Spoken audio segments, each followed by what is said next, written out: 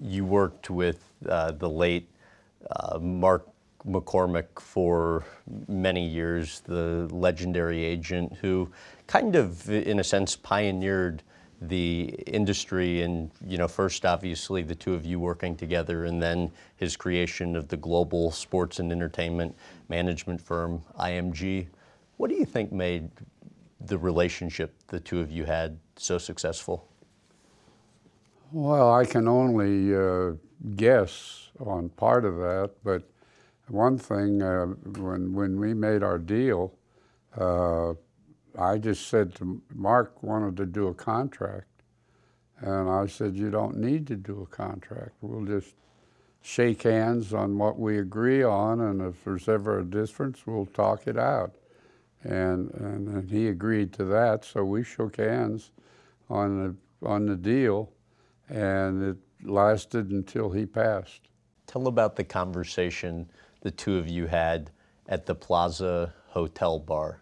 Oh, he was talking about my leaving Wilson or going further with them. And he was asking me for permission to go talk to Mr. Bowman, who was president of Wilson. And finally, I agreed to that. And he went and made an appointment. And in short, he made a deal with Wilson Sporting Goods for me. And it was pretty much a lifetime deal. And he called me one day and he said, Arn, he says, I got a deal with Wilson for you. He says, you and I need to go see Judge Cooney, who is the chairman of the board, for final approval of this deal. And so we went to Chicago and met with Judge Cooney. And of course, the way I tell it to some of my friends was, I learned what a lecture really sounds like. And what did he say? Well, he just told me that he had all the best golfers in the world, and he didn't need me.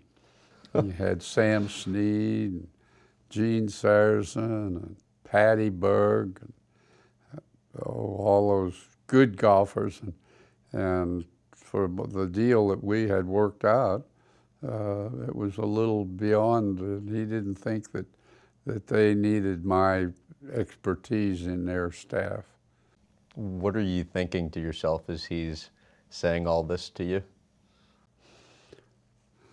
About yay high.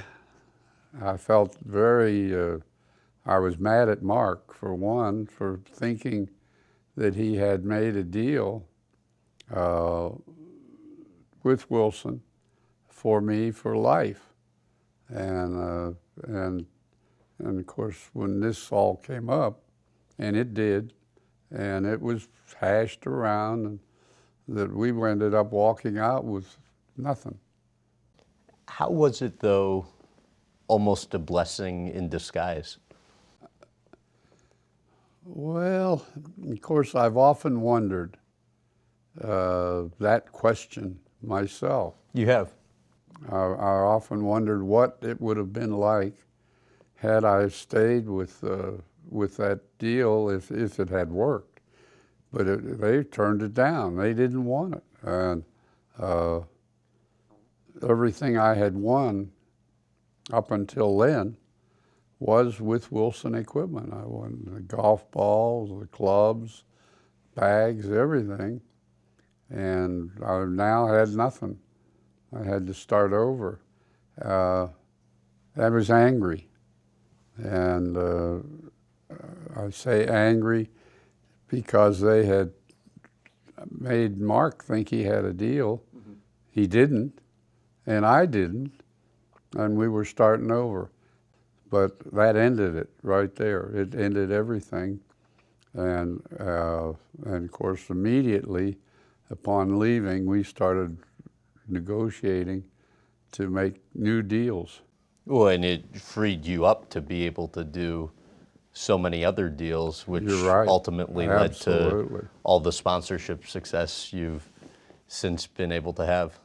I'm not unhappy at all, having done all these years without the association. And you now have hundreds of Arnold Palmer, stores internationally selling your clothing and apparel. How do you go about deciding what business ventures to get involved in? Generally, it was things that I used, some one way or another, and that was the decision that I usually made. If I didn't use it or if I didn't like it, I didn't make a deal. And really, it's just living up to yourself, making yourself honest and feel like you were doing the right thing. For more clips from this interview, visit GrahamBensinger.com.